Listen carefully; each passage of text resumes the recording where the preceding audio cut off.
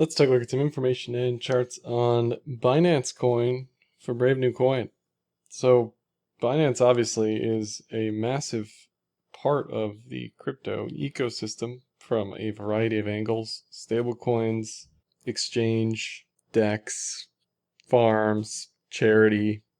They do a ton of stuff. They have their hands in every pie imaginable. And I'm no fudster or muckraker. I'm just here to present information and have the user make their own decisions. But I want to point out a few things that are a bit strange lately in the Binance front. We'll start with the US SEC chairman, Gary Gensler. So a couple days ago, he came out and said, and has continued to talk about investor protections for Bitcoin and crypto markets. Great, not unusual considering the craziness that's been here in a variety of different ways, including Robinhood, including all the Doge scams, Doge itself, SafeMoon, blah, blah, blah, right? Makes sense. Great. Okay. Just bear with me here. Okay. And then May 13th, Binance is under investigation by Justice Department IRS. CZ, the CEO, comes out and says, there's no charges or whatever. It's FUD. That's fine. Okay. He's supposed to do that probably as the CEO to say everything's fine. Again, I'm not going to read into this. I'm just going to say, look at what's going on here. It's a bit strange. So they're under investigation. And while at the same time we have this Colonial Pipeline issue in the United States, where an oil pipeline was attacked with ransomware, they quickly paid that ransom to DarkSide, the name of the hackers, I guess you could call them. And of course, if it's on a blockchain, it's going to be tracked, because why would you commit a crime on a blockchain? That's a bit silly to me. It's going to be there forever. It's immutable, meaning you cannot change the evidence. The evidence is extremely strong, and very quickly, places like Elliptic, or I'm sure Chain Analysis is another big one, they're just chomping at the bit seeing this stuff, because all of a sudden they have a big use case for their software, surveillance software. So they're, of course, going at it, looking at everything, and what do you know?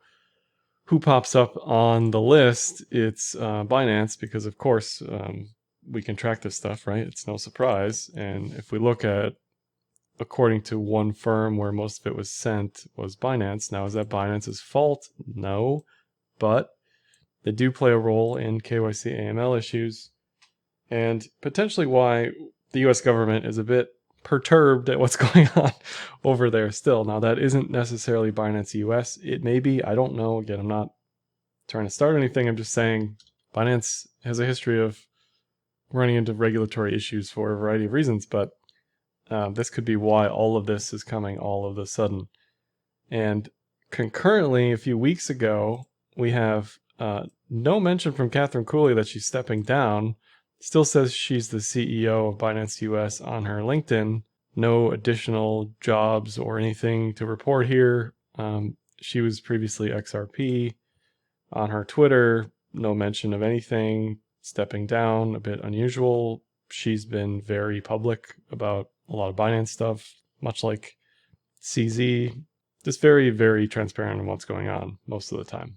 No word from her on what's going on. Meanwhile, we're told that Brian Brooks is going to become the CEO of Binance US. Kind of weird, out of nowhere.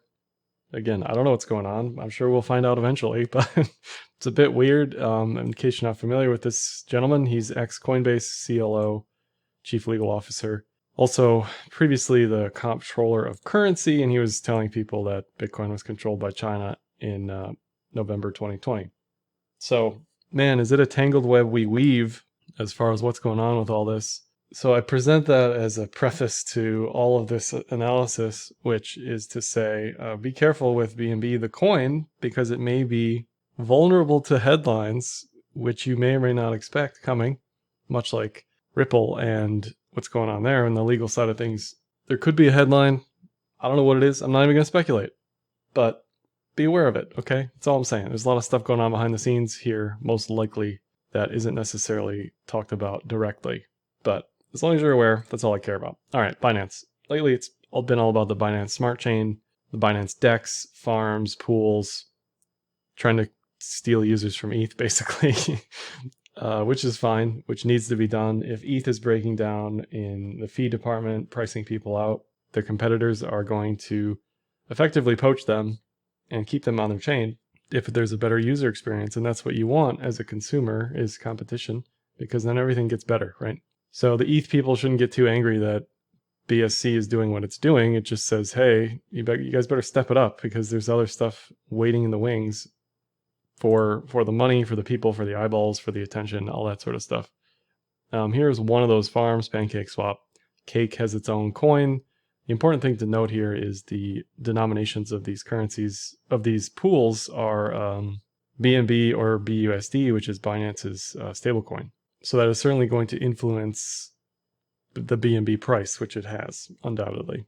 If you need to basically buy and hold BNB to participate in these pools, it should have a positive effect on BNB, the price, and that makes sense. BNB or CZ has made this dough, this muffin, this cryptocurrency muffin, where he's just folding in everything. I don't know why my analogies and metaphors are always food related, but he's always just folding in everything. He's like, oh, we have a buy and burn mechanic, let's do it. Oh, let's incorporate a fee coupon on our BNB thing. Oh, let's add pools and farms and staking. And I mean, there's stuff I'm not even mentioning in this video. Binance has done it, right? They've done everything. From a business perspective, you couldn't ask for anything more. They are ruthlessly doing everything they can in their power to bring people onto the platform. So bravo to them for that.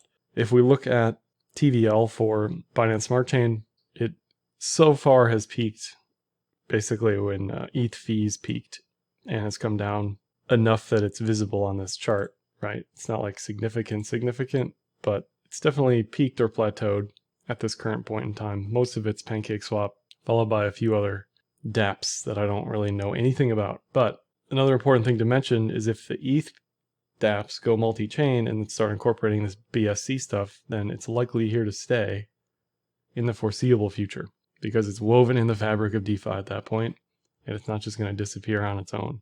Just looking at some more BSC metrics, active addresses spiked big time in February, continue to increase, definitely at a slower pace.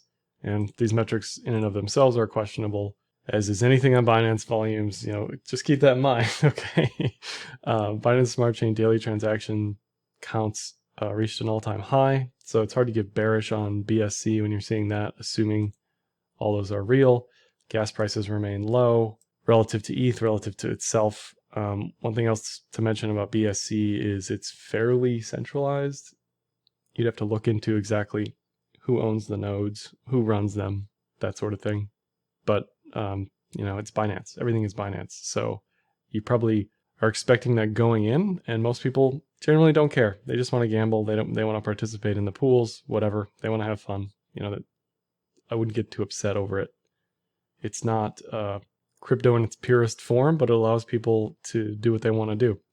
Daily gas used also near all-time highs. So still a lot of activity on BSC despite TVL on the decline, and transaction fees spiked to all-time highs a few days ago as well. Pending transactions much lower than ETH. Again, if they can do what ETH does, smarter, better, faster, stronger, louder, whatever, then that's where people are going to go. So keep that in mind when you're seeing propaganda from either side saying, BSC is going to explode or ETH is going to explode. Everybody has an angle. Know your audience, know your author. Here's the example of maker-taker rebates or coupons, however you want to think of them, based on holding BNB or using BNB for those fees. So there's plenty of use cases for BNB beyond just buy and hold, which is why it's probably done so well recently. Looking at some on-chain data for BNB, transaction counts continue to increase, so it's hard to be bearish on that. Average transaction values essentially flat, but slowly increasing over time, mimicking price. And NVT since January has continued to decline, so there's been a massive uptick continuously in on-chain activity relative to market cap since January 2020. Even since January 2021, NVT has been on the decline. It's definitely been more volatile, but it's been declining. Also worth noting that these stats are influenced by the buy and burn mechanic, which is done quarterly. We don't know how they acquire the BNB on the exchange side of things for the burning of it, or when they go about moving the coins around other than the burn date. So keep that in mind, that that's going to influence stuff like NVT and active addresses and transactions slightly, but not incredibly, I don't think, relative to the BSC activity. But anyway, so this is the buy and burn mechanic in last quarter. Q1 isn't on here, but Q1 was the highest burn that they've ever had. Yeah, so they burned 600 million in Q4 2021. Sorry, Q1 2021. So yeah, they're burning more BNB than they've ever burned. So there's plenty of reasons why all this stuff is mega mooning. As far as the on-chain stuff, I'll just comment on active addresses again, which are way up thanks to the smart chain and the pooling and all that other stuff. Looking at Google Trends for Binance Coin specifically, also at all-time highs. So it's no shocker that price is where it's at. But again, keep in mind, there's some stuff going on behind the scenes. It may be vulnerable to headlines in the near future. You know, we're going to know this SEC, IRS stuff, whatever, is going to come out eventually, likely within the next few months. And why did Catherine Cooley leave? Where is she? What is she doing? You know, was she ousted or whatever? No, I haven't heard anything about it. So if you know, let me know in the comments, but it's a bit weird. All right, let's talk about technicals. 15 to 200 cross has been bullish on BNB since mid last year. Price has stayed above that. So it's kind of told you ahead of time, this is going to be bullish. It may explode, but we don't care. The trend is bullish just like it was in 2019. RSI has been weak on each respective high here. Another reason from a technical standpoint that this may need to relax a little bit here. The 200-day moving average is around 300. So it's not unreasonable that this could retrace to the previous breakout point, certainly. Monthly pivots probably aren't going to help you too much, but I put them on here anyway. There's one at 165, there's one at 350, and in between there, it's kind of a no man's land. So I don't think this looks strongly bullish here, even though the trend looks okay. Cloud echoes that sentiment. On the daily since mid-2020, it's been above the cloud. The TK crosses have been super noisy, but it was bullish in December and stayed bullish the entire time, continues to hold bullish until you see a bearish TK cross here. So this looks okay overall for trend.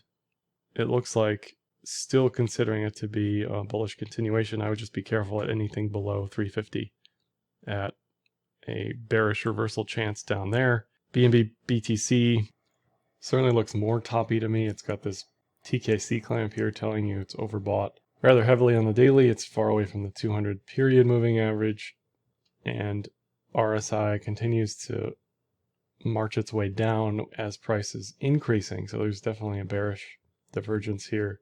And in a vacuum, if I were to see this, I certainly wouldn't expect a massive increase beyond this. Basically, if you weren't in from 002, then the move kind of already happened. And at this point, you're waiting on mean reversion. At least that's how I would be playing it. So for me, this just needs a massive pullback to even consider moving into it, even though the trend remains bullish. And then lastly, on the BNB ETH pair, we did get the bearish div with a pullback below the cloud now and very near the 200-day EMA. So again, it looks like this bull move is done for now, and any long entries will be once price is above cloud again. But for now, it doesn't look like the cloud thinks that price will outperform ETH anytime soon. Also going to mention the ETH and BTC fund on Enzyme.finance and the managed DeFi portfolio, both of which are non-custodial portfolio management where you can deposit ETH or USDC into a smart contract where I manage positions on either ETH, BTC, or USD. You can see everything: AUM allocations, deposits, withdrawals, trades. I'm able to lend through Aave and comp and a few other mechanisms as well. And the managed DeFi portfolio has 15 to 20 DeFi tokens, which we've identified as the blue chips among them. No rugs in this list. So that's all I have for this one. Like, dislike, comment, share, subscribe, and happy trading.